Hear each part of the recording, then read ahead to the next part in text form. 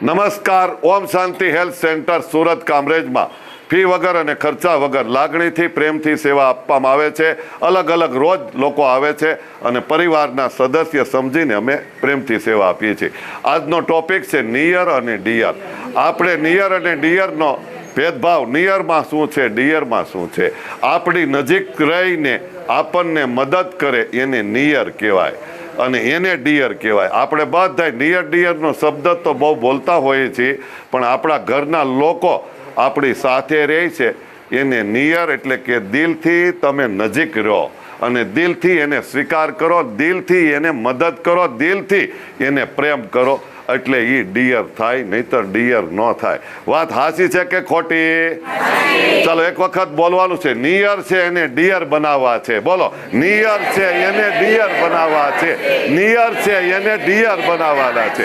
તો આપણા ઘરની અંદર, આપણા પરિવારમાં જેટલા આપણી સાથે રહે છે, સાસુ વહુ છે એમાં થોડા અણબનાવ છે, દેરાણી જેઠાણી છે એમાં થોડા અણબનાવ છે, નણંદ અને ભાભીના થોડા અણબનાવ છે, કાકા ભત્રીજીના અણબનાવ છે, બાપ દીકરાના થોડા અણબનાવ છે, બાપ દીકરાના અણબનાવ છે. એ અણબનાવનો સેતુબંધ તમે જ બાંધ્યો છે. એ સેતુબંધ હું તમે નહીં તોડી શકીએ. ઘરના પરિવારના લોકો નાની નાની વાતમાં મોટો સેતુબંધ બાંધ્યો છે. એ સેતુબંધ તોડીને આપણે સરસ મજાની ગંગા નદી જેવો પ્રેમ વહાવવાનો છે. આજથી લોકોને આ સંદેશો પહોંચાડો. લોકો બિચારા મોટો સેતુબંધ બાંધ્યો છે, વાતમાં કાંઈ નથી, વાતનું વતેસર કર્યું છે.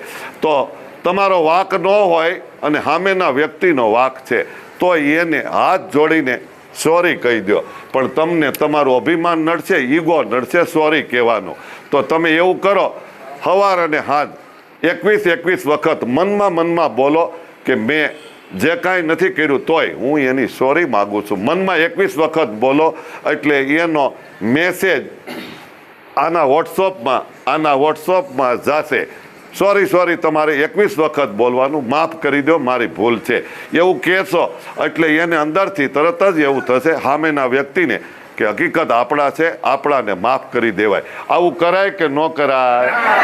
એક વખત બોલો, અમે દરેક લોકોને માફ કરી દેશું. બોલો, અમે દરેક લોકોને માફ કરી દેશું. અમે દરેક લોકોને માફ કરી દેશું. નાની મોટી ભૂલને કોઈ દિવસ મનમાં ને દિલમાં નહીં રાખીએ. દરેક લોકો સાથે હળી મળીને રહેશું. બધાની વાતનો સ્વીકાર કરીશું. ચલો, આવું આપણે ઘરમાં જાગૃતિ લાવવાની જરૂર છે. લાવવાની જરૂર છે કે નહીં? ત્યારે પરિવાર કહેવાય. અને પરિવારની પરિભાષા હું બોલું છું એ સાંભળો. પરિવાર કોને કહેવાય? 1 મિનિટની પણ વાર ન કરે અને આપણને મદદ કરે એને પરિવાર કહેવાય. કોને કહેવાય?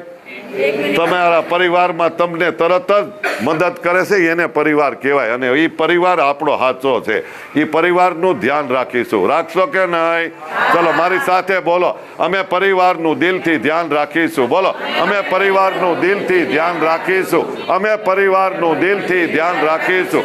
પરિવાર અમારો છે. આ વિડીયો દરેક લોકોને શેર કરો અને સમાજમાં કંઈક નવું ઊભું કરો અને સમાજમાં સારું લાવો. અને તમને ગમતું હોય તો આ વિડીયાને શેર અને લાઈક કરી દેજો. ખૂબ ધન્યવાદ. તાલી પાડો.